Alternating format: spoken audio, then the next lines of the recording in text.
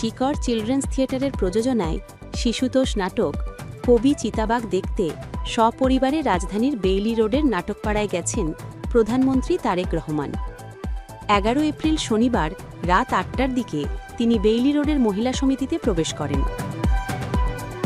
বিষয়টি নিশ্চিত করেছেন বিএনপির মিডিয়া সেলের সদস্য সাইরুল কবির খান।